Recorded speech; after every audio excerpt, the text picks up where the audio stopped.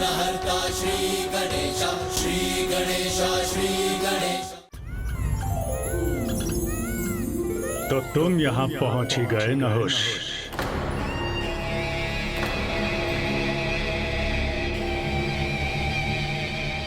बहुत ढूंढा तुम्हें नहुष,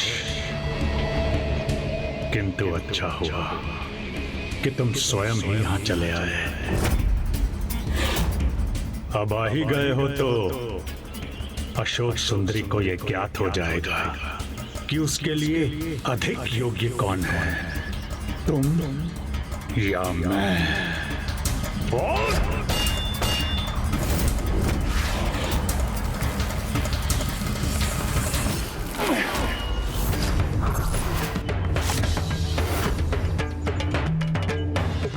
जो भी घटनाएं घटित होंगी, उन घटनाओं में ही हमारे जीवन का उद्देश्य निहित है।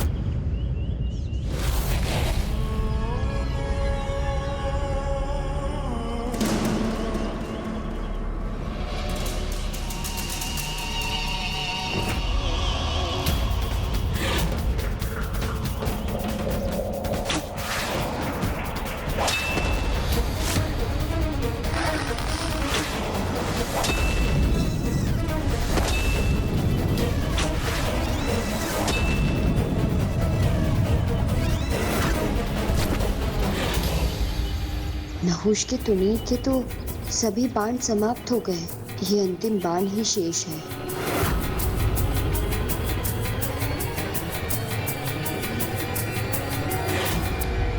अब तुम्हारे नाश का समय आ गया है।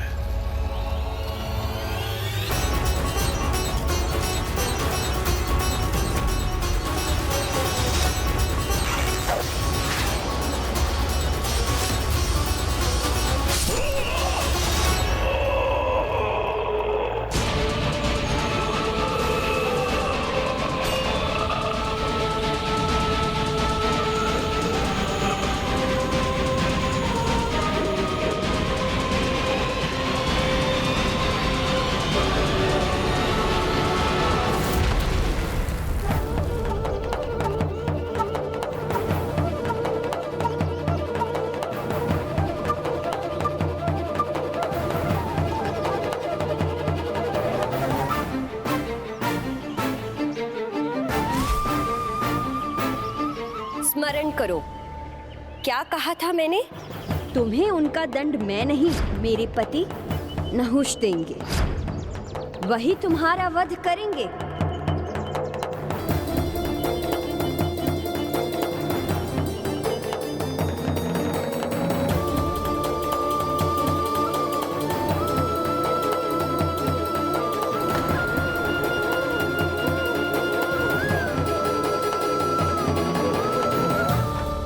और हुंड की मृत्यु के बाद पुत्री अशोक सुंदरी और नहुष का शुभ विवाह हुआ।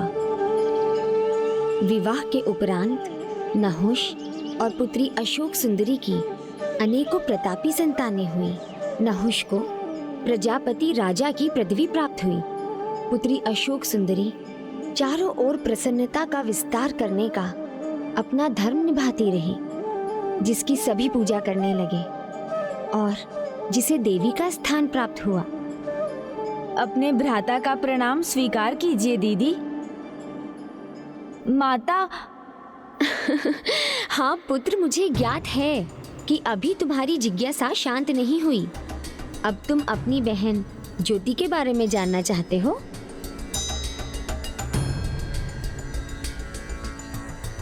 ज्योति का जन्म तो एक अन्य दिव्य घटना से संबंधित है। वो दिव्य घटना थी कार्तिकेय का जन्म। भ्राता का जन्म तो पिताश्री के असीम तेज से हुआ था ना?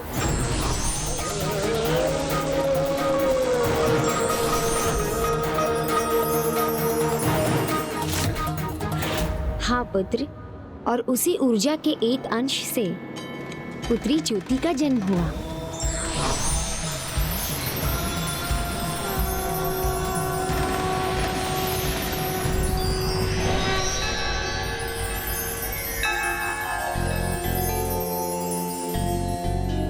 प्रभु की उस असीम ज्योति से उत्पन्न होने के कारण इसका नाम ज्योति पड़ा। पुत्र, सभी भक्त अपने इष्ट देव की पूजा दीपक प्रज्वलित करके करते हैं। भक्तों के इसी प्रेम और इसी श्रद्धा के कारण पुत्री ज्योति को देवी स्थान प्राप्त हुआ। प्रिय,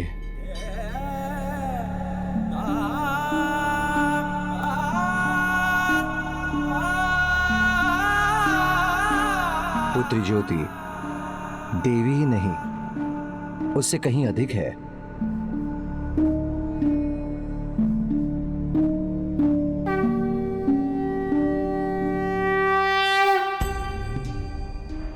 वो कैसे पिताश्री?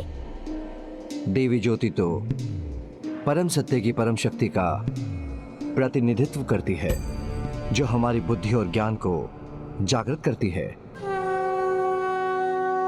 जब भी कोई दीपक प्रज्वलित होता है तो ज्योति ही प्रकाशित होती है।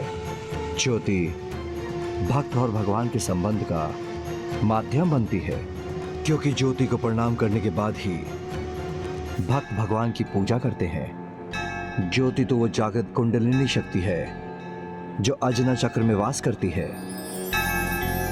और ध्यान करते समय प्रकाश बिंदु के रूप में जिसका अनुभव होता है। ज्योति अरूप रहकर उन सभी मंदिरों में पूजी जाती है जहां पुत्र कार्तिकेय की पूजा होती है।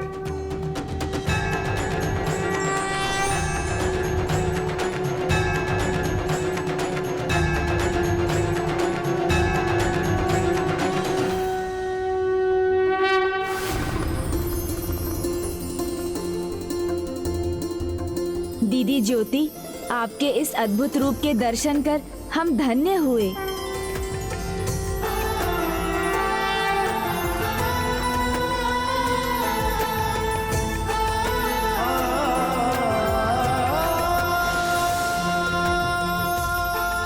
किंतु अभी तो एक और कथा शेष है ना माता? तो अब बताने की कृपा कीजिए कि मनसा दीदी का जन्म कैसे हुआ। पुत्री मनसा की कथा भी बहुत रोचक है, क्योंकि उसका संबंध तो उस हलाहल से है जो समुद्र मंथन से उत्पन्न हुआ था। समुद्र मंथन, हलाहल विष, मैं अपनी जिज्ञासा को रोक नहीं पा रहा हूँ माता, कृपया विस्तार से बताइए ना। पुत्र, सर्व ज्ञात है, सागर मंथन से संसार को 14 दुर्लभ रत्न प्राप्त हुए, किंतु ये रत्न इतनी सरलता से प्राप्त नहीं हुए। उन्हें प्राप्त करने से पहले संसार को मंथन से एक भयंकर संकट का सामना करना पड़ा, जो अपने प्रभाव से संपूर्ण सृष्टि को लील जाने वाला था। वो था हलाहल।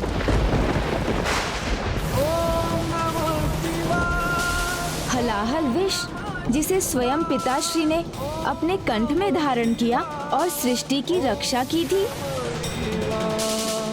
हाँ पुत्र, जगत पिता ने जगत की रक्षा के लिए उस विष को ग्रहण तो कर लिया, किंतु उससे होने वाली पीड़ा उन्हें निरंतर कष्ट पहुंचा रही थी। सभी की पीड़ा हरने वाले जगत पिता महादेव के लिए भी वो पीड़ा असहनीय हो उठती थी, और उसके परिणाम स्वरूप सृष्टि को भी उसकी पीड़ा का प्रकोप सहना पड़ रहा था। तब प्रभु अपने ध्यान से संसार की पीड़ा को स्वयं अपने ऊपर ही ले रहे थे।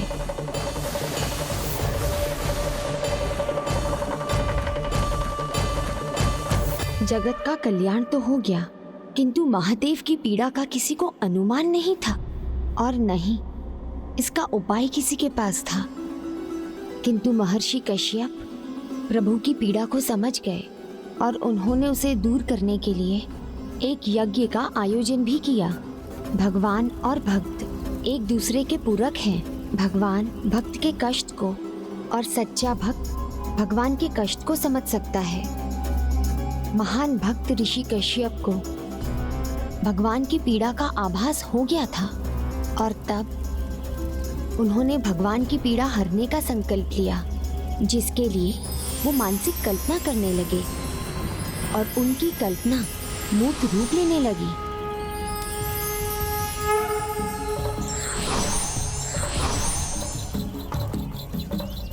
स्वाहा।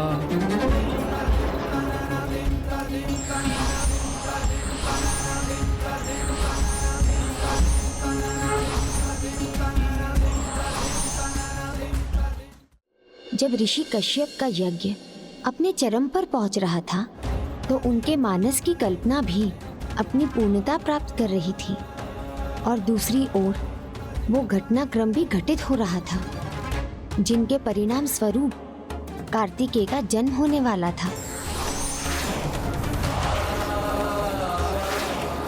प्रभु के उस तेज से पुत्र कार्तिकेय का जन्म तो हुआ ही था, किंतु उसके एक अंश का प्रवेश उस प्रतिमा में भी हुआ जो ऋषि कश्यप की मानस कल्पना से उत्पन्न हुई थी।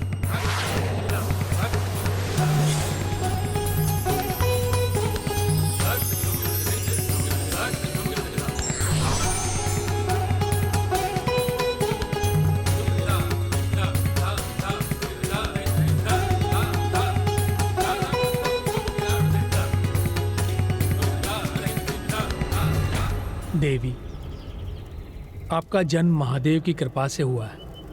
हे ऋषिवर, किंतु मैं कौन हूँ और मेरा जन्म किस उद्देश्य से हुआ है?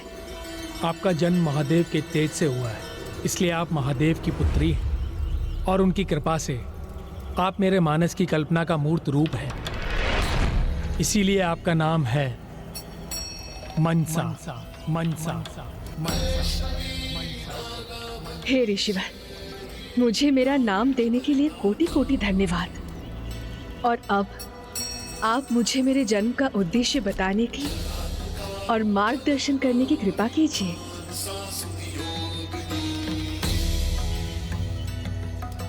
आप वो मनसा हैं जो कठिन तप कर असाधारण क्षमता प्राप्त करेंगे और भोलेनाथ प्रभु महादेव की सहायक बनेंगे। संसार में आप नाग माता के रूप में भी विख्यात होंगे। सबको आपके विराट रूप के दर्शन प्राप्त होंगे।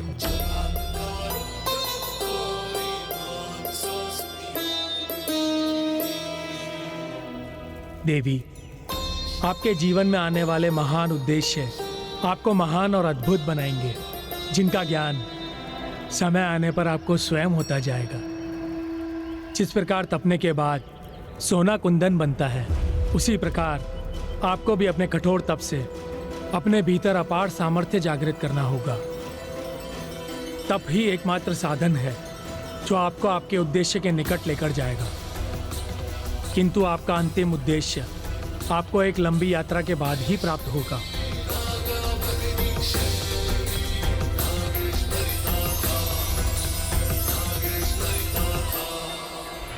ऋषि कश्यप के शब्दों में स्पष्ट संदेश था जिसे पुत्री मनसा ने स्वीकार किया।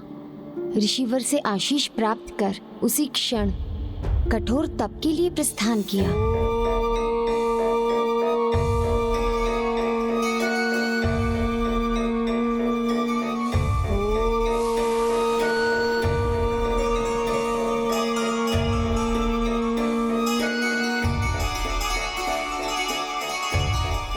और फिर शीघ्र वो समय भी आ गया जब पुत्री मनसा को उसके तप का फल भी मिला। स्वयं स्वामी प्रभु महादेव उनके तप स्थल पर पहुंचे।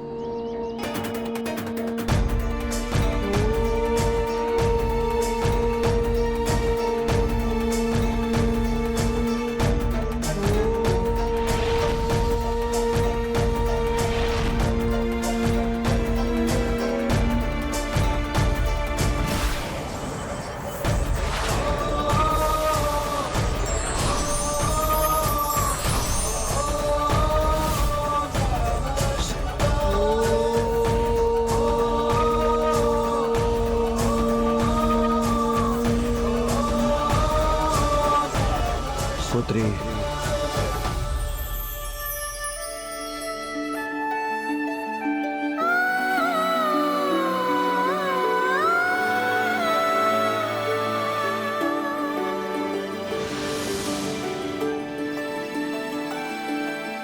आपका जन्म महादेव के तेज से हुआ, इसीलिए आप महादेव की पुत्री हैं। पुत्री, मुझे क्षमा करना। मैंने तुम्हारे तप में बाधा उत्पन्न की। नहीं पिताश्री, आपके दर्शन पाकर ही तो मेरा तप पूर्ण हुआ है पिताश्री। पुत्री, तुम्हारी सरलता, सहजता, निष्ठा और तुम्हारे मधुर वचनों से मैं अति प्रसन्न हुआ। तुम्हें यहां नहीं, तुम्हें अपने पिताश्री के साथ कैलाश में होना चाहिए। क्या तुम मेरे साथ कैलाश चलोगे?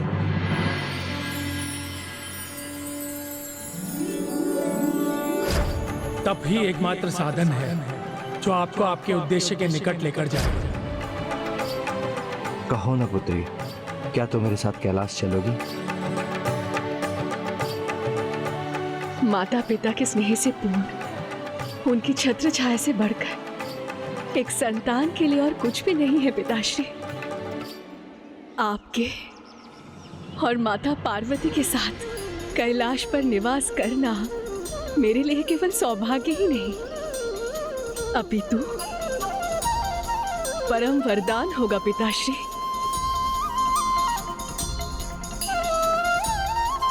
मैं अवश्य ही चलूंगी आपके साथ। फिर तो कैलाश में दीदी मनसा का स्वागत बहुत धूमधाम से हुआ होगा ना? नहीं,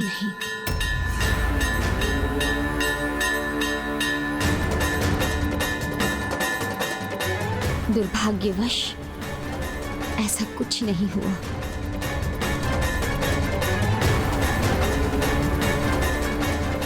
क्यों माँ?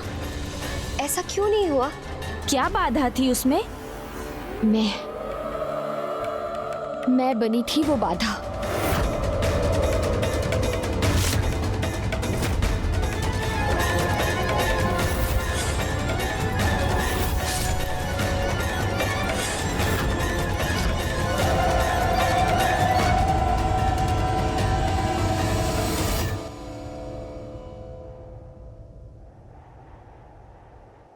आओ पुत्री, कैलाश में प्रवेश करो।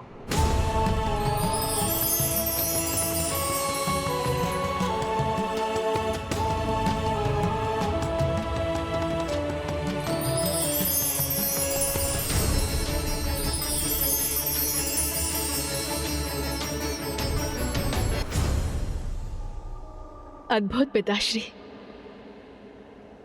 सर्वथा अद्भुत। पुत्री, आज से कैलाश ही तुम्हारा निवास है। तुम्हारी मां पार्वती अभी पूजा में व्यस्त होंगी और ये मेरे ध्यान का समय है। तब तक तुम भी समय का सदुपयोग करो। कैलाश का भ्रमण कर यहां से परिचित हो जाओ। उनकी पूजा और मेरे ध्यान के संपन्न होने पर मैं तुम्हारा परिचय कैलाश के अन्य वासियों से और तुम्हारी माता से कराऊंगा। आप निश्चिंत रहे पिताश्री, मैं माँ को देखते ही पहचान लूंगी।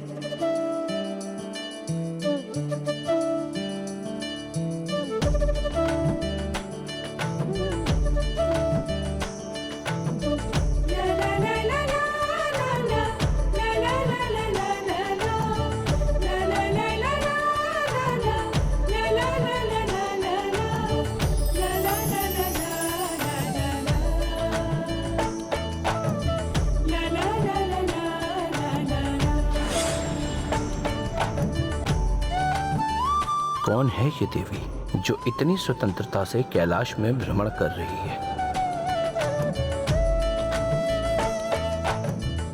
उस दिशा से कितनी पावन ऊर्जा का प्रवाह हो रहा है।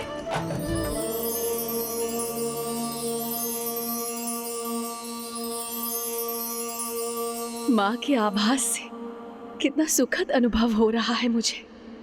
और जब माँ मुझे देखते ही स्नेह से अपने हृदय से लगाएंगी तो मुझे उस अपार सुख का अनुभव होगा जिससे मैं अब तक वंचित रही।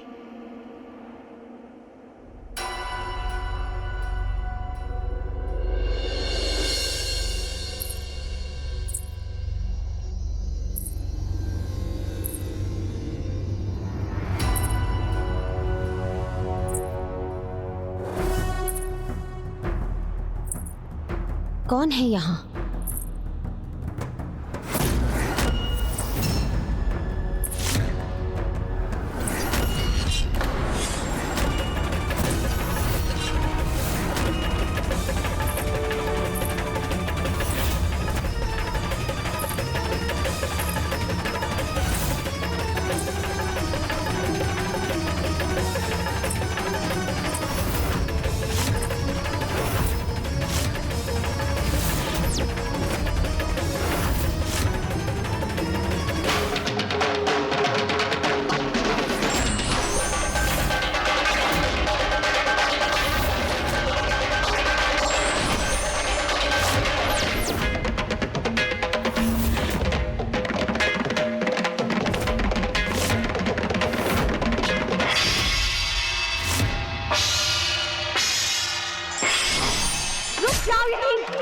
आगे मत बढ़ना।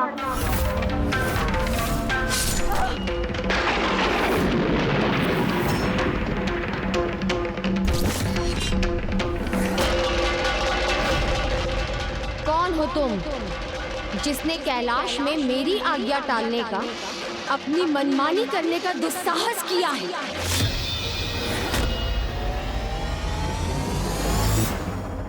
उस दिन अपनी पुत्री को ही नहीं पहचान सकी मैं, उस पर अपने शूल का प्रहार कर दिया। माता, आपको दीदी का परिचय ज्ञात नहीं था, अतः एक अपरिचित को कैलाश में देखकर कैलाश की सुरक्षा हेतु ही आपने ऐसा किया होगा ना? हाँ पुत्र, किंतु उसके निरुत्तर रहने पर मैं तो अपनी पुत्री को और भी आहत करने के लिए तैयार थी।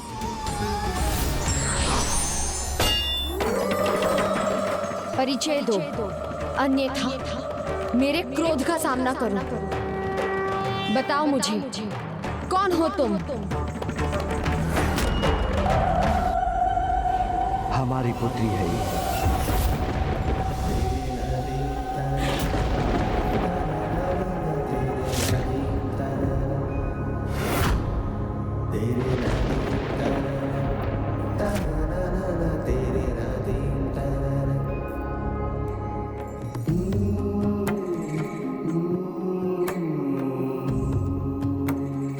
हमारी पुत्री? हाँ प्रिय, ये हमारी ही पुत्री है।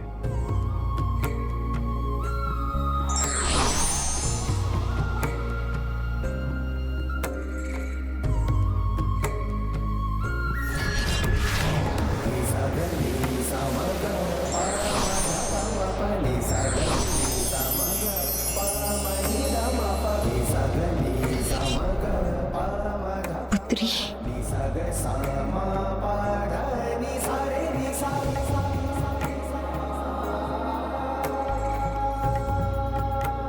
पुत्री,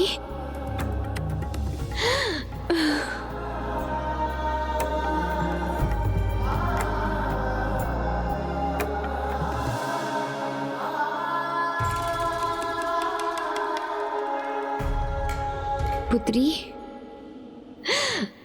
मैंने तुम्हें पहचाना नहीं पुत्री, मुझे क्षमा कर दो।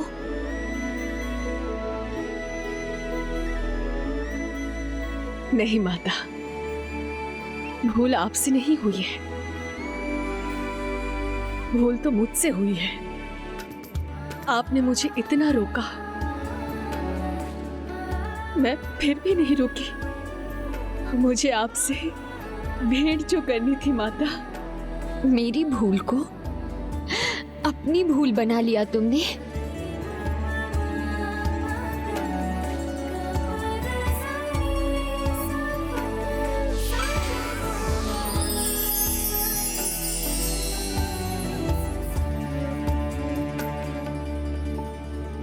आपने मुझे पुत्री के रूप में स्वीकार कर लिया, ये तो मेरे लिए परम हर्ष और सुख का कारण है। आप दोनों की स्नेह वर्षा से आनंदित हूं। आप दोनों की सेवा करूंगी और अपना जीवन धन्य करूंगी। ये मेरा अधिकार है माँ। आप मुझे अपनी सेवा करने से नहीं रोकेंगी। आज का ये दिन सबसे सुखद दिन है। मैं तो बस यही कामना करती हूँ माता कि मैं इसी प्रकार आप दोनों की छत्र छाया में रहूं। आपकी इस पुत्री को और कुछ नहीं चाहिए माता, और कुछ भी नहीं। पुत्री, अब तुम यहाँ पहुँच गई हो, अब तुम सदैव यहीं रहोगी। हमारे साथ। उस दिन से पुत्री मनसा हमारे साथ कैलाश में ही वास करने लगी। अपनी माता पिता की सेवा को ही उसने अपना धर्म मान लिया।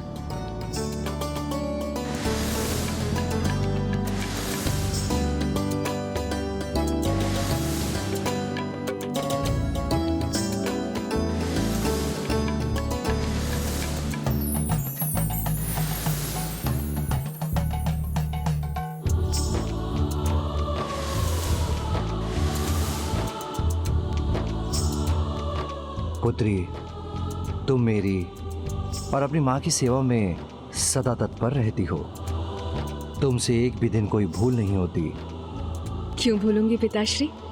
आप दोनों की सेवा करके ही तो मुझे परम आनंद प्राप्त होता है, और मैं इसी प्रकार आप दोनों की सेवा करके अपना जीवन सुखमय बनाती रहूंगी।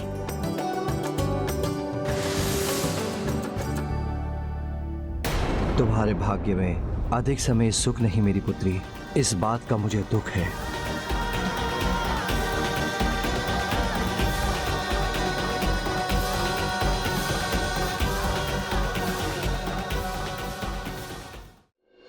सदा हमारा ध्यान रखने वाली अपने माता पिता की सेवा में समर्पित थी, किंतु उसकी नियति तो कुछ और ही थी। क्या माता?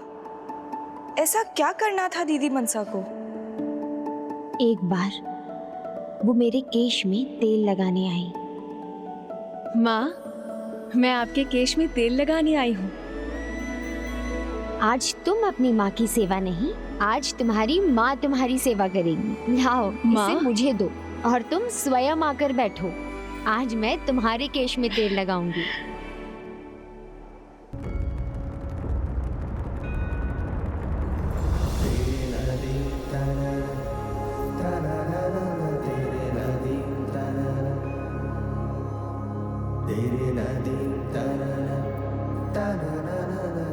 माँ, अब से तो मैं आप ही से केश में तेल लगवाया करूंगी। ये तो बहुत ही सुखमय अनुभूति है।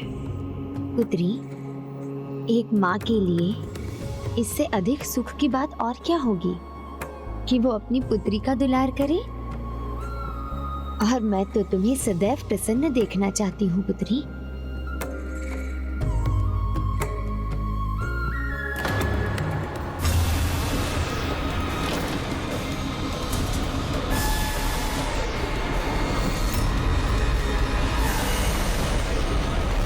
माता, ये क्या हो रहा है? फूल मुरझा क्यों रहे हैं?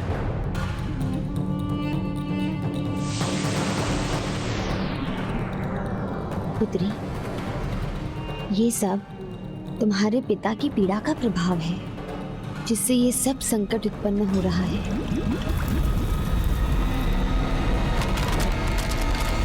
पुत्री, स्वामी ने समुद्र मंथन से उत्पन्न हुए हलाहल का पान इस संसार की रक्षा के लिए किया था। तभी से उनके कंठ में स्थित उस हलाहल के कारण उन्हें अत्यंत पीड़ा का अनुभव होता है।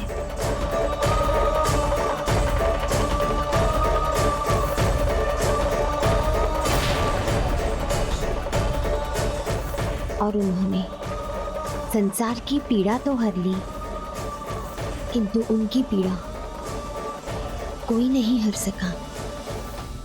किंतु सत्य तो ये है दीदी, जो सभी की पीड़ा हरते हैं, आप उनकी पीड़ा हरेंगे। कदाचित मेरे जीवन का परम उद्देश्य यही है।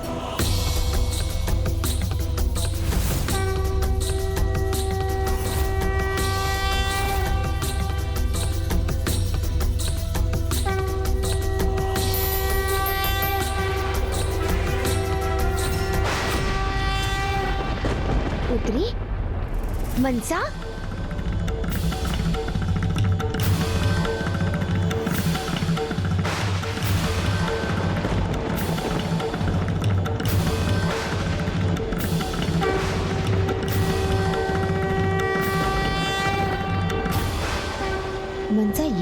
रही है।